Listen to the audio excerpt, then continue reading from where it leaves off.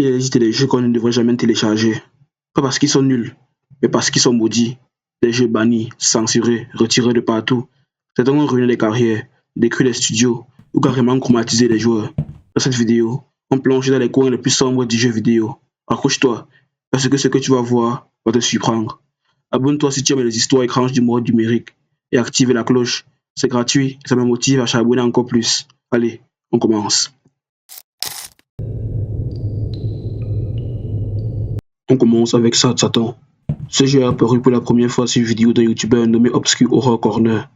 Il a affirmé l'avoir trouvé sur le dark web, ce qui a immédiatement fait flipper tout le monde. Pas de mission, pas de logique, juste des couloirs sombres, des bruits terrifiants et des visuels malsains.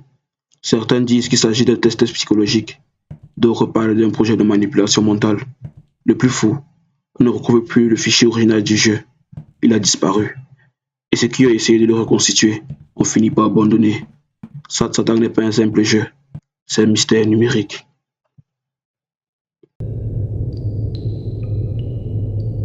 Tu sais comment on fait pour savoir ce qu'on vaut vraiment? Putain! C'est quand on est face à la mort, qu'on la regarde en face. Johnny! Je m'occupe de toi. Cyberpunk 2777 devait être le jeu de la décennie. Développé par CD Projekt Red, le studio derrière The Witcher croit. Tout le monde attendait comme le Messie. Mais à sa sortie en décembre 2020, c'est la catastrophe. Bugs visuels partout, missions cassées, personnages qui volent, même les consoles crachaient. Résultat, Sony a carrément retiré le jeu du PlayStation Store. Une décision historique. La confiance des fans a été brisée. Le studio a mis plus d'un an à sauver les meubles.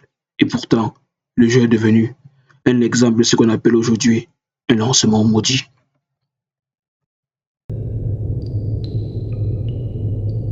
Duke Nukem Forever, c'est le roi des jeux maudits.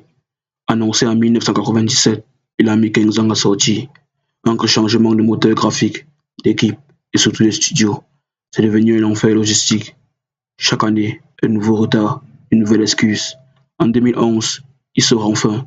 Et là, c'est la douche froide, graphisme dépassé, gameplay rigide, humour daté. Les critiques sont unanimes. C'est un désastre.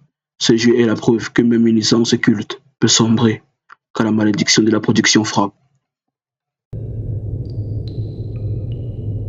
Will not remember anything before this moment. Breathe, Daniel, breathe. Come on, you project! Man 1-2, développé par Rockstar Games, est l'un des jeux les plus censurés de l'histoire. Trop violent, trop réaliste, mais surtout trop dérangeant. L'idée, un psychopathe qui tue de manière brutale, filmé en caméra subjective. Même pour un jeu déconseillé pour les moins de 18 ans, il reste trop violent. Résultat, le jeu est interdit dans plusieurs pays, une version modifiée est imposée, et il récolte une polémique géante. Encore aujourd'hui, beaucoup considèrent Man 1-2 comme un jeu maudit, pas seulement pour son contenu, mais pour l'onde de choc qu'il a provoqué dans toute l'industrie du jeu vidéo. Et certains disent même qu'il est connecté à tous les GTA, mais là, c'est une autre histoire à raconter.